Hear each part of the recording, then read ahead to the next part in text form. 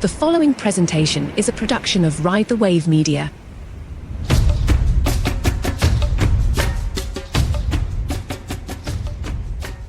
Hello and welcome to Practically Magick. This is Courtney Pearl. I'm a pagan folk witch, card reader, healer, spiritualist, Celtic priestess, teacher, artist, and mystic seeker.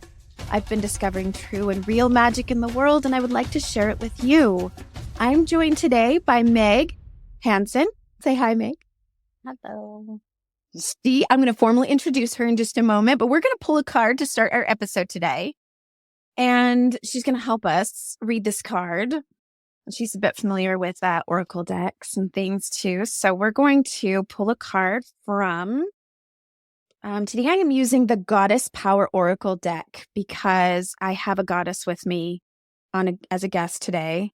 And I feel like we have a lot of goddess energy between us. So I'm going to use this deck to pull a card for today. And I am going to imagine that this card is being pulled for the episode we're about to record, and for any audience members who may be listening, who need to hear this message today, we're going to trust that this is the message you are meant to receive. So the goddess that I've pulled today is Rhea. And just to describe this goddess in the picture, she is painted with blue on her face, on her lips, in her hair. She has white flowers in her hair, which is interesting. I just had a client in a Reiki session that was traveling. She was going to be going abroad. And I said, for some reason, I see you with white flowers in your hair. She was going to Cambodia and Thailand and things like that. So maybe this has a connection to that. She had this vision of her with white flowers in her hair. And I did actually tell her during that session that she was going to be challenged a bit on this trip that she was going on, that there may be some things that come up, but that she was going to need to go with the flow and the experience of it. So the fact that this card has the word flow as the meaning behind the card, I think that might be significant somehow. Maybe that's the message we all needed to receive from the universe right now is kind of entering a period where things are about to get a little bit easier. Things, you're kind of on this ride of life, and some of it you have control and some of it you don't. So being able to just kind of ride the flow and the waves of life, getting aligned with the path you were meant to be on and trusting it to take you where it needs to take you is kind of the message that I'm getting here. Meg, what do you think? Does that sound? Yeah, we're in this crossroads of existence right now where we have been thrown all of these different obstacles that we've been trying to get through. And we're now in a state of being able to flow with our natural being and with the universe and trusting the universe that everything's supposed to flow in the right direction. So I love that card. Yeah. Yeah. I did a meditation once where they were kind of putting you in the water of a river. And you're just supposed to kind of like float along with the river and see where it takes you. And I think it's kind of my entire existence to heal that part of myself that doesn't allow myself to go with the flow. It seems to come up a lot for me personally as I'm the one over there paddling like crazy in this river. Like, I want to go over here and I want to go over there and I want to, control what's happening. And I always end up getting bit in the butt because I'm over there trying so hard to make life happen instead of just letting life happen. Controlling it. Yeah. Controlling it. Surrender completely is what we need to be doing. I think that's going to be my constant message. My constant healing work is let go, Courtney. Stop trying to control it. Stop trying to make it happen. And trust the process. So maybe that card was just for me, or maybe it was just for everybody who needed to hear it today. All right. So to formally introduce Meg, she is here today because we do a lot of similar work and I wanted her to talk on her experiences. So let me introduce Meg Hansen. She's the owner of Balanced Soul 8, Intuitive Mystic, and Integration Guide. She's a Reiki master, sound healer. That's how I met her. And she's trained in reflexology, breathwork and currently in the Kundalini teacher training. So welcome. Thank you. Thank you. Happy to be here. Forever a student. So I'm taking all the courses I can possibly take. I totally get that. And I don't know if you're the same way, but every time you experience something new or different and that really impacts you, you just go, oh, I have to learn how to do that. I have to learn how to incorporate that. And where I first met you was you were doing sound healing sessions or however you refer to it, but doing them at the park and doing them here in our local community. And I was like, I had so many people come up to me and be like, I see people out there laying on their mats in the park on this right there on the grass. You should go join them. And I was always like, I have little kids. I have to figure out a time when I can go. And I always wanted to go. And I finally made it to one. And I was like, I need to meet these people and introduce myself and a little bit about how we connect with each other. So tell me a little bit about your kind of awakening journey into this role as a mystic and into this life that we live. What led you to this magical life? So about 4 years ago, I had gotten the news that I went into liver failure. And I had to dive deep into why and how I got into that state at such a young age of 36. And so I just started this journey of meditation, and I realized through my meditation that there's stuff buried inside of me that needed to be seen, needed to be healed, needed to come out and loved and all of that stuff. So through that and learning how to meditate, just started this trajectory of learning all these different modalities of what's going to help me. Sound was my very first modality. We're all a vibration. Right now I get to say that I have completely normal liver function. They gave me 6 months to live. And so now I am 4 years later, living the best life I can possibly live and enjoying every moment of it, helping others find their true essence and their true self and all of those turmoils that other people have buried themselves that need to be seen and witnessed and loved. Mm-hmm. And there's so many different ways to go about doing that, but sound healing, I love all of them for all their own ways that they get to a person, how they can like awaken something in you. And I myself, I do drumming, but I don't do the sound healing. I'm not a certified sound healer, but it's like, that's exactly like what you said, vibration. We're all vibration. We're all energy. And so being able to tap into that particular way. I mean, people are just like people who don't necessarily speak the language of energy healing and mystical things. I have so many people come to me like, I had amazing experiences in a sound healing, like just being present in that. And yeah, so, and that's an interesting point to make too, that so many of us get into this work because of such difficult things we're experiencing, whether it's a health journey type thing, something that comes up that goes, hey, you might want to make some changes in your life. It's time to wake up. Time to wake up, time to, do something different. Or, personal crisis.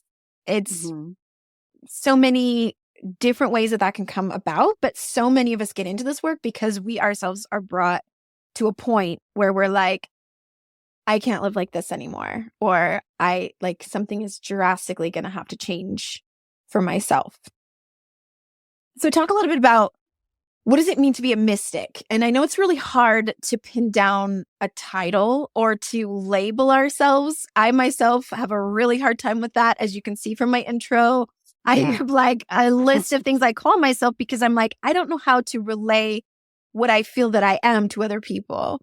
So talk about what it means to be a mystic and what is integration work. So being a mystic is connecting to your higher self, to your soul purpose. To the divine and God consciousness that we're all a part of. There's different modalities that you can use to connect through meditation, through Kundalini, mantras, and mudras. Breath work is a great way. There's earth medicines that can help you connect that way also. It's just connecting to the divine being that you are, because we are all divine beings. And so what I do is I help people when they're in their time of need, or if they're on this path, they're not going with the flow. They have reached this crossroads of life. I help them integrate these big obstacles that might be in their way. Listening is the best way to help somebody else integrate, because they have the answers themselves. And so when you are able to give them their own power back is when they connect to their higher self and their divine being. Yeah. Perfect. Yes. And integration work in all those modalities. Even as we call ourselves healers, or I hesitate to use the word healer. Like I said, it's hard to label ourselves as what we do, because I'm not seeing myself as somebody who is healing someone else, or that I have any like extra special something Superpower. that someone else does not already have the potential to do, but just that the gifts are in awakening themselves and awakening what they are healing themselves, right? That's why I like guide a lot better than a coach or something like that. It's guiding you back to seeing your true self and your true essence of a being, of your soul purpose. It's connecting back to your soul. You're a soul having a human experience, not a human having the crazy experience. So. Right. Exactly. Yeah. Yes. And I love that you call it integration work, especially, and I want to touch on, calling it your business Balanced Soul. I originally meeting you didn't like connect that right away. It wasn't until later that I kept having the word balance come up in my work over and over again. In whether I was doing it with clients or with myself, I kept having that come up as like balancing the masculine and feminine energies, balancing the root and crown energy centers, and like what that means to balance in every way. Like it comes up over and over in all these different ways that it's like, oh, there it is again. I'm just needing more balance. I need to be more balanced. And then I don't know, it was then that I went, oh, she calls her work Balanced Soul. That's perfect. That's exactly what it is. Just over and over and over again. You're getting imbalanced and you're coming back to balance and coming to new awarenesses. And it's just like over and over and over again. So talk about what Balanced Soul means to you. So Balanced Soul, this actually came from a friend of mine. As I was going through my journey of healing my liver and all that stuff.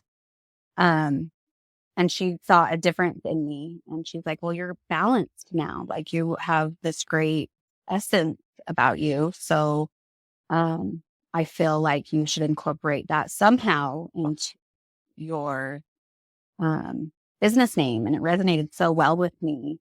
And like you said, it is all about balance. About balancing the masculine and the feminine. It's about balancing this 3D life of craziness that we live, plus our higher selves lives, and balancing everything that comes in to our existence. Yeah, I think that explains it pretty well. So, and I have the 8 because 8's my number, and I'm like, I have to incorporate that, and it's the infinity. It is. So, yeah, I love that too, because I love the number 8. My number is 4. 4 comes up for me so often. So for me to connect with that, it makes sense to me that those even numbers are balanced. And my husband's always like, the number 7 is his lucky number. And I'm like, okay, that's fine. But I don't get that. I don't understand where 7 comes in as lucky. I just can't feel that. I don't resonate there. But that's just me. That's just how I operate. And we talk about titles, and I know, like, I refer to myself as a witch on this podcast, and already that makes me kind of hesitate. Like, is that, does that fit or whatever it is. And what are other people going to think when they hear witch, or what do other people think when they hear healer? Or I get really caught up in that because I'm not exactly sure how to fit Own that it. just right. Yeah, own it just right. And so I guess in starting this podcast, I just kind of decided, okay, witch, we're going with it. We're gonna just take that boat and ride with it. And I was recently learning about the Welsh word swinraig, which just means magical persons.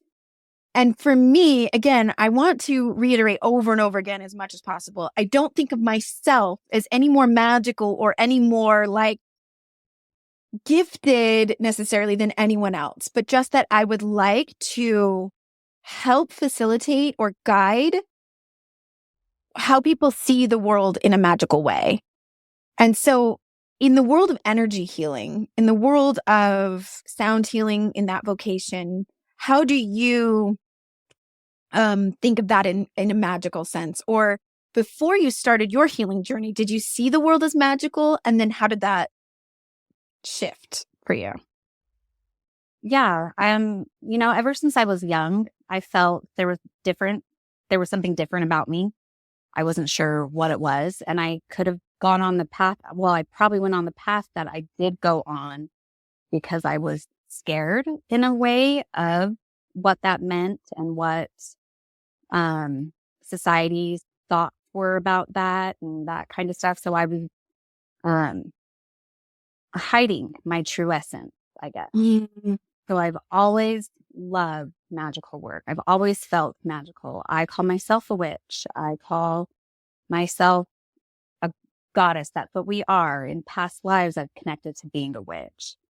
And so witch has a bad stigma, and it shouldn't have a bad stigma. It's a beautiful way of being. You're connected to the earth. You're connected to the solars. You're connected to all of it when you are a witch. Yeah. And I think it's one of those things where if someone wanted to connect with that, I think that want is already an indication that they are capable, if that makes sense. So when I think of myself as gifted in any certain way, in the magical, being able to be magical person, I think it's just the want to connect with that begins that practice. And the only gift I have that maybe is inherently different than anyone else is the want. So if there are people that are just like, I don't get it, I don't have that or whatever, it's like, well, that's okay. That's not for you. That's not, you don't have the desire in that way until maybe something happens. Right? Until they go through that little path of what the hell? Right? Yeah. And then it's like, no maybe there's more to the universe. Yeah. Yeah. And that's all it takes. I mean, it takes like one real shift or invitation. I call it an invitation when it's like something happens and you're like, oh, I've just been invited. Yeah, that's a beautiful way to put it. It's more gentle than slap in the face. That's usually what it feels like though, huh? It does. It feels more like you're being slapped in the face with it. I know that's how it felt for me in life, is like someone needed to smack me across the face and say, hey, guess what? The way that you think life is, or the way that you're going about it, is not necessarily how it works. And here's an invitation. See it differently.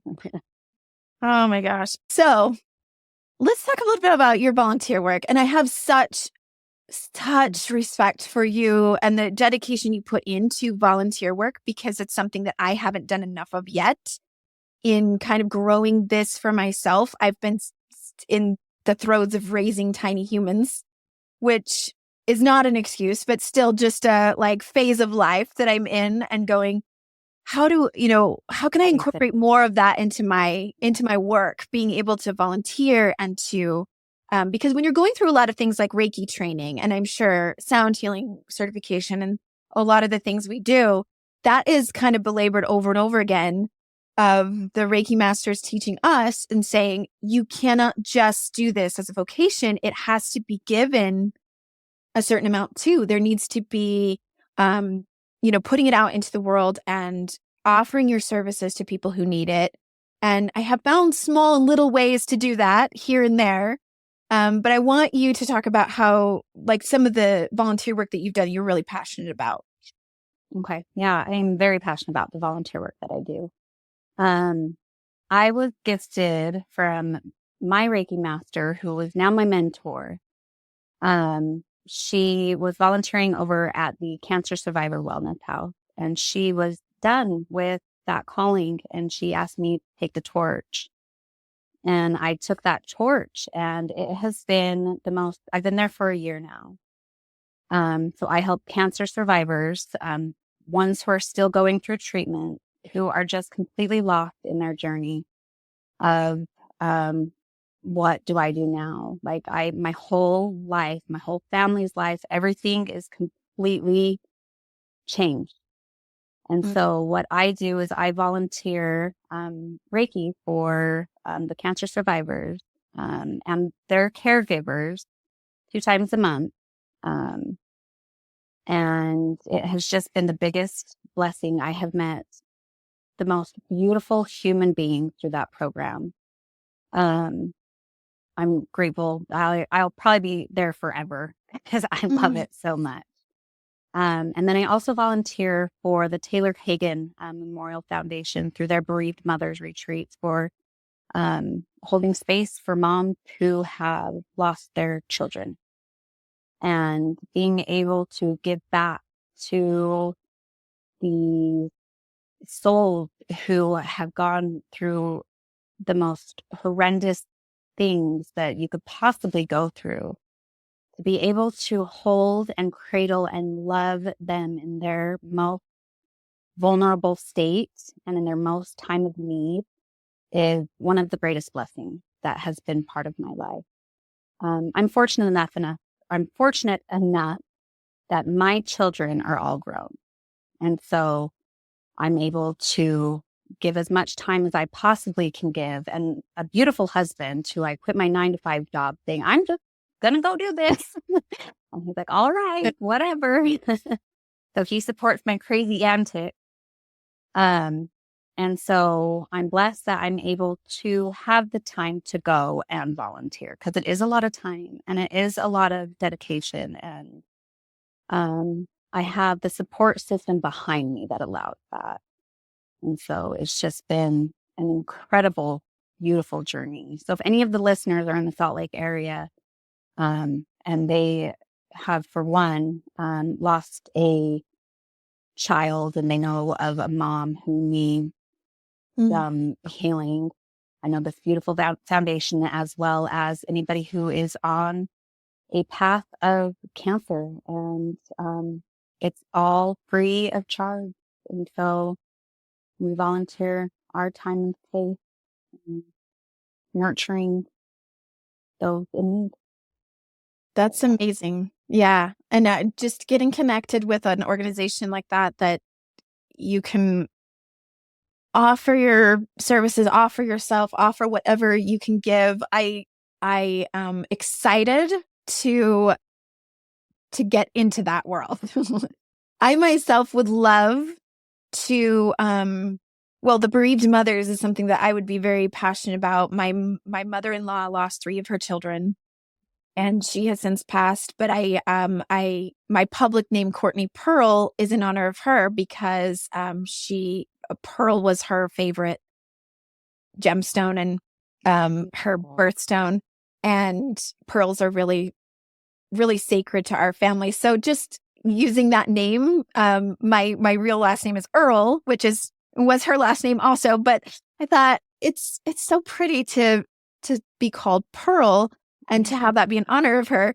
But I think doing that work for bereaved mothers, in honor of what she went through, and every mother that goes through something like that would be a personal connection for me. And I have always wanted to, if anyone out there listening knows how to do this, I would love to get connected with volunteering at a NICU. My sister used to work as a nurse in the NICU, and I had my babies in the NICU for a little time, and I thought just the heaviness of not being able to be there with your baby when they're in there. and being able to do some Reiki with those babies and hold them when they can't be held by their own mother would be such a passion project for me. So I'm hoping to be able to like carve out time in my schedule to do some volunteer work and help with that. So maybe this is a good start for me to be like, I can just connect to find it too. Yes. Oh, that would be awesome. That would be incredible. Yeah. I'm always putting it out there because I'm never sure exactly how that would work to be able to do that. And I have another friend who does, she does like sound healing in, it's kind of like hospice or like, homes where they're terminally ill patients. Yeah. They're on, and she does like drumming and working with patients that are at the end of life care. Yeah. And end of life doulas. I just met an end of life doula, which I think that work is incredibly sacred as well. That has been in my radar too. Yeah, probably put that in somewhere. How can you not be fascinated with that and try to connect with that? I had the experience when I was first learning, I'd first kind of stepped into the world of offering Reiki and Reiki healing. And I had a neighbor whose son was cancer and he was a couple months to live. She had him in her living room on a hospital bed. They were just kind of like caring for him. He was only 29 when he passed. And because he was just down the street, I was like, I would love to come anytime, I can step away from my kids for 30 minutes at a time and go do some drumming and some healing work. And that was one of the most transcendent experiences of my life, to be with him. He was having a lot of fear, obviously. I mean, it's a very, very uncomfortable situation to be in, to be like, I'm looking at the end of my life at such a young age. And just to be there with his mother and him during that time was incredibly powerful. And I only say this because that work and that time of life is, to me, is a portal and is a sacred space. And I feel honored to be in that space with someone. So, and I love that. So you do voluntary work. You don't need to be hard on yourself. Like I said, it's been like little things where I'm like, I can do that. I can do this much. That's awesome. And that's all we can do, right? Like we do it at the time. Well, and I didn't prepare you for this, but I do like to include a question from a listener. I have any that have popped up. And if anyone out there listening has questions they would like to write in, please do, because I love hearing from you. I had a question. I call this a question from a listener, but I'm going to be honest. This one is just a question I came across in a group chat that someone was asking. And so I thought this would be a perfect one to highlight and to give some feedback about. There was a woman who was writing in about her experience with her mother-in-law and sisters-in-law. She'd only been married for about 8 years, not very long. And her mother-in-law and sisters-in-law would always go do things without her. And she was just really upset about it because she would find out on social media or things like that they would post pictures and be like, oh, we all went out to eat or we all did this. And she was like, is it me or is it strange that she asked her husband to let them know, like she would like to be included when they go out and do things. She doesn't have a lot of friends in the area and they all live close by. So she was like kind of asking, what should I do? How do I navigate this? Or am I expecting too much to be included because I'm not an actual daughter or, that I'm like an in-law? So what would you tell a person in that situation if they were struggling with that? This is funny because it's like a real life scenario. And I only bring it up because this person was asking advice. Otherwise, I'm always like, a lot of times people just need to sit with it. They just need to talk about it and they just need to sit with it. Yeah. And I know for me, I said, all of the feelings that you're having about being excluded in this are valid, right? Yeah, 100%. So my sister, I'm not the sister-in-law, I'm the sister with my sister and my mother. And if my sister-in-law is watching, I love you and adore you. And the same thing happened. And what I would convey is that maybe it's not done on purpose. Mm-hmm. Maybe it's because they have just their kind of bond, and speak up and say, hey, I feel excluded from this. Mm-hmm. So what happened is my niece had come to me and was like, why don't you invite my mom to things? Because it really makes her feel bad. And it just broke my heart. And it's like, it is not done on purpose. We just have these traditions of going to family lunches and stuff as just us girls, and never thought to, at least it wasn't in my radar. Yeah. Yeah. Yeah. That's all fixed now, but still that situation has happened for me. That's perfect. I didn't even prepare you for this question, but you have a personal experience that brings a really good point. I think that it's important for people to know. And I always say this to my art students when I'm talking about, when I talk about writing a spell, I say making a spell is just a story. That's all it is. You're making a story and you're writing it how you want it to be. So you have to be so super careful about what stories you're telling. Mm-hmm. And especially when you're telling them about yourself, right? Right. Right. In this situation, don't assume ill intent or that they purposely, blocked you out, but they might just have their own stories, their own story around this getting together, going out. And it actually doesn't have anything to do with the sister-in-law being excluded. It's just their story. So first of all, being careful about that, being careful about what story are you telling about yourself in this scenario? Mm-hmm. What story are you making up about them that about yourself? You're putting on yourself. All the stories.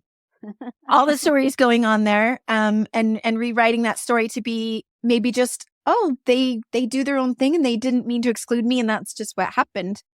And if it's expressed I would like to join you, please include me. And that doesn't get fixed. They do continue to exclude. I feel like that is, again, one of those invitations, one of those moments where you get to go, okay, what do I believe this means about me? What sort of inner work do I need to do? Maybe there's something we get bumped up against all of these things all the time where we want to control what's happening with other people. We would like to be included there. We'd like them to change. We'd like them to invite. But if they don't, then it's really just up to me to do the work on myself and go, how do I take control of what I do have control?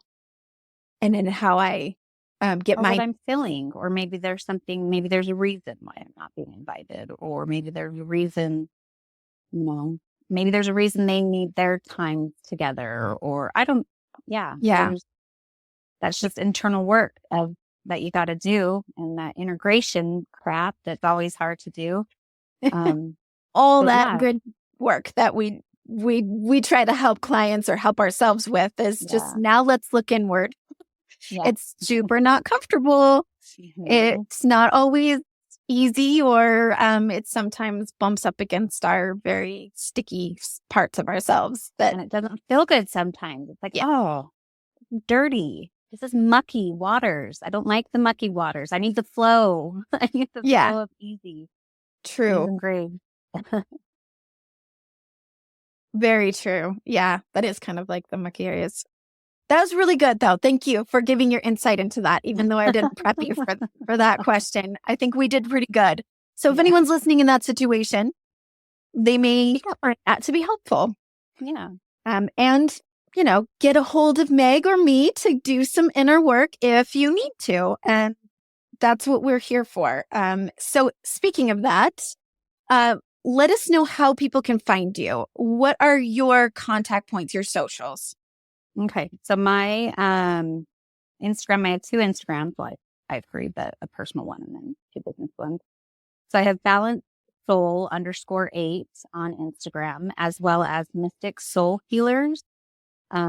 That one is for retreats that we hold, me and my beautiful best friend mentor who's been on this path with me for the full time that 4 years pretty much, went into my sickness or being cured of my sickness. And so her and I have the Mystic Soul Healers, and that's on Instagram, as well as my Facebook is just Meg Hansen. I have a website, but I don't want to share that right now just because it's not a good website and I need to fix it. Okay. Yeah, I totally understand. Websites are always a little bit of a work in progress for me personally. The technology behind that. Yeah, not a fan. Perfect. So Meg Hansen on Facebook, and Balance Soul _8 and Mystic Soul Healers. Okay. And I will put that as well as the links to the organizations that you volunteer for on my blog, on my website. So listeners know that I always do a blog post on my website for each episode. And so if there's any additional resources, anything that we've referenced, anything that, you might want to look into, and her social media and how to get a hold of her, I will put all of that on my blog, on my website, which is prism-healing.com. And you can find the tab at the top that says blogs, so that I'll have all my blog posts there.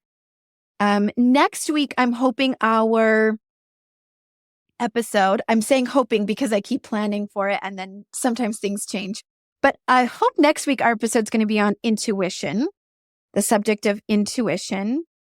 And so as we're getting ready to close this out, I'll just let you know that I want everyone listening to use magic in your everyday life to strengthen relationships, heal, prosper, and thrive.